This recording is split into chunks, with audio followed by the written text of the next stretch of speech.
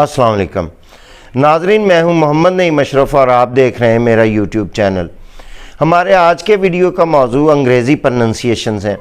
ناظرین، زبان کے سیکھنے کے ساتھ ساتھ اس کے پرننسیشن کو سیکھنا بھی بڑی اہمیت کا حامل ہے، کیونکہ اگر ہم پرننسیشن غلط کریں گے تو جس طرح ہم اردو، فارسی، عربی میں کہتے ہیں کہ زیر زبر کے فرق کے ساتھ معنی کچھ کا کچھ ہو جاتا ہے اور لفظ کچھ کا کچھ ہو جاتا ہے، تو یہی بالکل صورتحال انگریزی کے ساتھ بھی ہے۔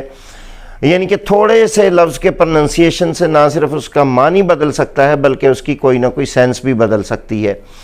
تو عام طور پہ یہ دیکھا گیا ہے کہ اساتذہ ان چیزوں پہ بالکل توجہ نہیں کرتے۔ ظاہر ہے اساتذہ کے ہی طالب علم آگے جو ہے ان میں سے پھر کچھ مزید بچے استاد بن رہے ہوتے ہیں۔ ایک استاد اپنی لائف ٹائم میں بے شمار بچوں کو پڑھاتا ہے اپنی 30-40 سالہ سروس میں، اور انہی بچوں میں سے پھر آگے بے شمار بچے جو ہیں وہ استاد بن جاتے ہیں، اور چونکہ وہ خود بھی تحقیق کرنا پسند نہیں کرتے، یعنی کہ وہ شاگرد ان کی میں بات کر رہا ہوں، تو وہ یہ غلطی در غلطی جو ہے یہ آگے دہرائی چلی جاتی رہتی ہے۔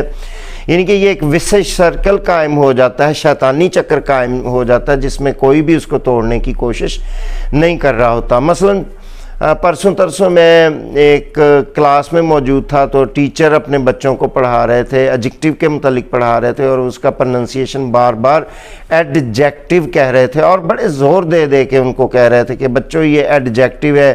پھر انہوں نے کچھ ایڈجیکٹیوز ان کو پڑھائے بھی، تو اس کا مطلب ہے وہ بچے جو ان کے سامنے 50-60 بچے بیٹھے ہوئے تھے، وہ سبھی اس کو ہمیشہ کے لیے کنسیو کر لیں گے کہ یہ لفظ ایڈجیکٹیو ہوتا ہے۔ تو پھر میں نے ان کو بتایا کہ یہ لفظ ایڈجیکٹیو نہیں ہے، ایڈجیکٹیو ہے۔ تو کہنے کا مطلب یہ ہے کہ اساتذہ کبھی سوچنے کی زحمت نہیں کرتے، وہ کبھی تحقیق نہیں کرتے، وہ غور و فکر نہیں کرتے کہ ہم جو بات کر رہے ہیں آیا یہ تحقیق شدہ ہے۔ بس جیسے ان کو ان کے استادوں نے پڑھایا وہ بھی آگے منتقل کرتے جا رہے ہیں، یعنی کہ وہ teach as we are taught. تو یہ ایک بڑی غلط روش ہے۔ آج کے جو الفاظ کے پرننسیشن ہے، جس طرح کہ آپ کو میں سکرین پہ بھی دکھاؤں گا، یہ کچھ ایسے الفاظ ہیں جو بالکل ہی استاد ان کو غلط پرناؤنس کرتے ہیں۔ تو جب وہ غلط پرناؤنس کرتے ہیں تو ظاہر ہے جس طرح میں پہلے عرض کر رہا تھا، وہ ان کے طالب علم بھی اس کو غلط پرناؤنس کرتے ہیں۔ تو جس طرح کہ سکرین پہ آپ دیکھ سکتے ہیں، پہلا لفظ ہے، اس کو آپ لوگ جو ہیں وہ پڑھتے ہیں جینرا یا جینر کر کے پڑھتے ہیں، تو اس کا پرننسیشن جینر یا جینرا نہیں ہے بلکہ یونرا۔ یہ ایک دفعہ پھر توجہ سے سن لیں، یہ جو آپ کو سکرین پہ لفظ نظر آ رہا ہے اس کا پرننسیشن جینر نہیں ہے یا جینرے نہیں ہے بلکہ یونرا ہے۔ تو یہ لفظ ناؤن ہے اور اس کا پلورل بھی ہوتا ہے، یعنی کہ یہ کاؤنٹیبل ناؤن ہے، اور اس کا مطلب ہے کیٹیگری، کائنڈ، سٹائل یا ٹائپ وغیرہ۔ اور یہ لفظ زیادہ تر جو ہے ادب اور باقی فنون لطیفہ کی اقسام کے لیے اور ان کے سٹائلز کے لیے استعمال ہوتا ہے۔ یہ کوئی ہم یہ نہیں کہہ سکتے کہ یونرا آف چیئر، یعنی کہ چیئر کی یہ قسم۔ البتہ فرنیچر کا یونرا ہوتا ہے، اٹیلین سٹائل کا فرنیچر ہوتا ہے، انگلش فرنیچر ہوتا ہے، تو اس کو ہم یونرا کہہ سکتے ہیں۔ اسی طرح یونرا آف شارٹ سٹوری ہم کہہ سکتے ہیں، یا یونراز آف میوزک ہم کہہ سکتے ہیں، ڈیفرنٹ یونراز ڈانس ہم کہہ سکتے ہیں، وغیرہ وغیرہ۔ تو اس کے بعد اگلا لفظ ہے جس طرح کہ آپ سکرین پہ دیکھ رہے ہیں، وہ ہے، آپ کو لکھا ہوا نظر آ رہا ہے ڈیبرس۔ تو استاد اس کو ڈیبرس پڑھتے ہیں، تو ظاہر ہے آپ کو یہ تو تمہید سے ہی پتہ چل گیا ہوگا کہ میں آج وہ الفاظ لے کے آؤں جو کہ غلط پڑھے جاتے ہیں۔ تو اس کا پرننسیشن ڈیبرس نہیں ہے بلکہ اس کا پرننسیشن ہے ڈیبرے۔ ڈیبرے پھر سن لیں، اس کا پرننسیشن ہے ڈیبرے، اور ڈیبری کہتے ہیں کاٹ کباڑ کو۔ ایسا کاٹ کباڑ جو بالفرض آپ سمجھیں کہ کوئی بلڈنگ ٹوٹ گئی ہے تو اس کی جو اینٹ روڑے ہم نے رکھے ہوئے ہیں، اللہ نہ کرے کہیں کوئی دھماکہ ہوا ہے تو اس کے جو باقیات، جو روئنز بچ گئے ہیں، اس ٹائپ کی چیزوں کو ہم ڈیبری کہتے ہیں، نہ کہ گھر کا جو کوڑا کرکٹ ہے جس کو عام طور پہ ہم ربش کہتے ہیں اس کو ڈیبری کہا جاتا ہے۔ تو پرننسیشن آپ نے سن لیا، تو اس کا جو ہے میں آپ کو اردو میں ایک دفعہ پھر بتاتے ہیں، تو کاٹ کباڑ اور ملبہ ٹائپ کی کسی چیز کو ڈیبری کہا جاتا ہے۔ تو ایک فقرہ میں آپ کے لیے لے کے آیا ہوں، he found a pair of shoes among the debris. تو آپ نے اب اس کا پرننسیشن سن لیا۔ آگے نمبر 3 پہ لفظ جس طرح کہ آپ کو سکرین پہ بھی نظر آ رہا ہے وہ ہے ڈیٹ۔ تو کچھ جو ہے لوگ اس کو ڈیبٹ کو بھی اور ڈیٹ کو ایک ہی، اس کو بھی وہی چیز سمجھتے ہیں۔ وہ جو डेबिट है वो एक कमर्शियल टर्म है, वो इकोनॉमिक्स की एक टर्म है जो कि बैंकों के हवाले से, उसकी वजाहत फिर किसी दिन होगी चूँकि वो आज मेरा मौजू नहीं है। तो ये जो लफ्ज़ है ये डेट है, डेट का मर्ज है मतलब है कर्ज, और इससे आगे एजेंट नाउन बनता है डेटर, जो कि आपको स्क्रीन पे इस वक्त नज़र आ रहा है, उसका मतलब है मकरूज़। फ़िक्रे में हम इसको इस्तेमाल करते हैं, he is poor but he never gets into date. तो एक बात मैं आपको फिर बता दूं कि डेबिट और लफ्ज़ है DE, वो BIT है, वो मैंने आपको बताया कि एक इकोनॉमिक्स की टर्म है। ये लफ्ज़ डेट है और डेट का मतलब कर्ज होता है, डेबिट नहीं इसको कहते, डेबिट लफ्ज़ अलग से है जो कि आप स्क्रीन पे भी आपको नज़र आया। फिर इसी तरह अब आप स्क्रीन पे देख सकते हैं एक लफ्ज़ मैंने लिखा जो कि हमारे यहाँ आम हम इसको इस्तेमाल करते हैं, प्लम्बर। उर्दू में भी ये प्लम्बर लिखा हुआ नज़र आता है और बाज़ का सरकारी सीटें भी आती हैं, प्राइवेट इदारों में भी सीटें आती हैं, तो उर्दू में इसके लिए प्लम्बर लिखा जाता है। तो ये तो अब आपको पता चल गया कि ये प्लम्बर नहीं होगा, तो मैंने इस लफ्ज़ को जो है मौजू बनाया है। तो ये लफ्ज़ प्लम्बर नहीं है बल्कि ये लफ्ज़ है प्लम्बर, यानी कि जो बी है इसमें वो म्यूट होता है, वो नहीं बोला जाता, तो प्लम्बर नहीं हमने कहना, प्लम्बर। तो ये गलती भी आपको पता है कि कहीं भी इसको कहीं दुरुस्त नहीं किया जा रहा। तो सेंटेंस इसका है he is a good plumber, वो तो खैर सेंटेंस में ना भी बनाऊँ।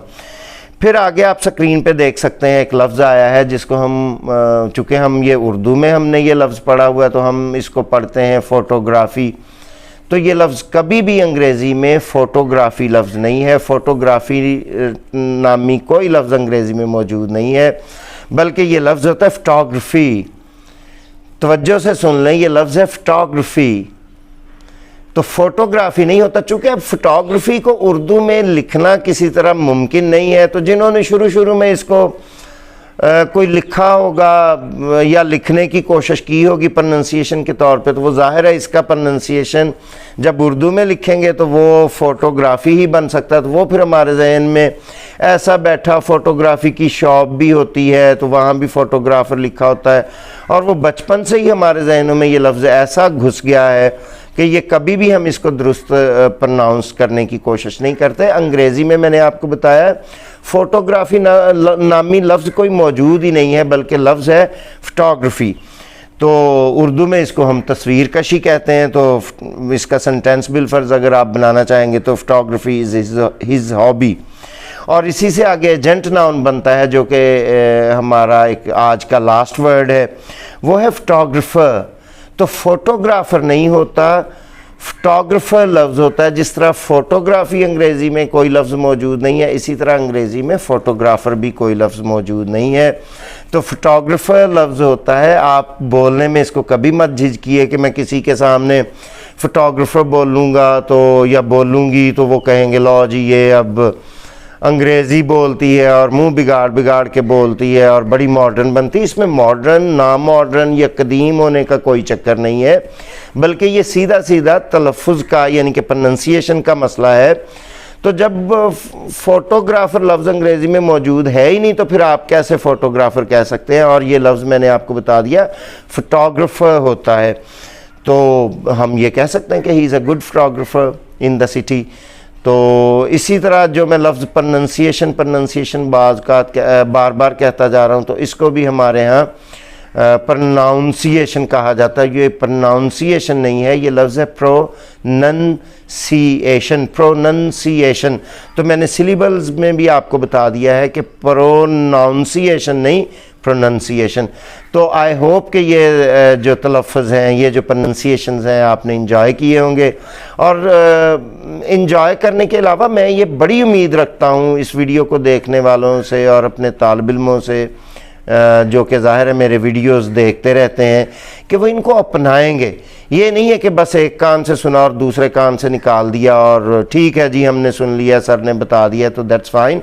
ये मैं आपको पक्की बात बता दूं कि अगर आपसे कोई नेटिव स्पीकर मिलता है और आप अपनी ही रविश से उसको ये अल्फाज बोलते हैं तो उसको बिल्कुल समझ नहीं आएगी कि आप क्या बोल रहे हैं। आप काट कबाड़ को डेब्रस कह रहे हैं, अब उसके तो शऊर में डेब्रस है ही मौजूद ही नहीं। जिस तरह आपके शऊर में एडजेक्टिव उस्तादों ने बिठा दिया तो अब आपके जहन से वो कभी एडजेक्टिव निकलता ही नहीं है, जबकि वो तो लफ्ज़ एडजेक्टिव है।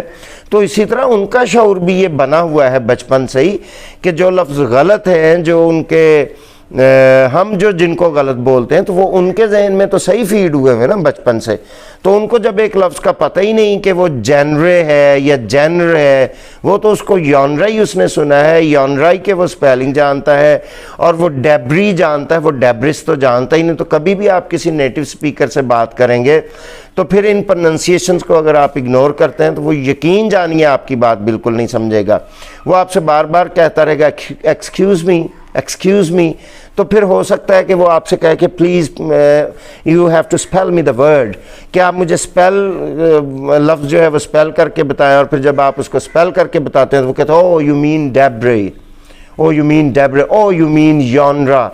تو لہٰذا احتیاط کیا کیجئے۔ میں نے تمہید میں بھی یہ کہا تھا کہ الفاظ کو غلط بیان کرنے سے ظاہر ہے اس کا نہ تو کوئی مفہوم آ سکتا، اور اگر ہو سکتا ہے آپ کوئی لفظ تو بول رہے ہیں لیکن اس کا پروننسیشن بدلنے سے اس کا اس کا معنی اور اس کی سینس جو ہے وہ بدل جائے۔ تو ملتے ہیں کسی نیکسٹ ٹاپک میں نئے ویڈیو کے ساتھ۔ اپنا خیال رکھیے، ویڈیو کو لائک ضرور کیجئے، اس پہ کامنٹس بھی ضرور کیجئے، چینل کو سبسکرائب کیجئے۔ ملتے ہیں کسی نیکسٹ ویڈیو کے ساتھ۔ اللہ حافظ۔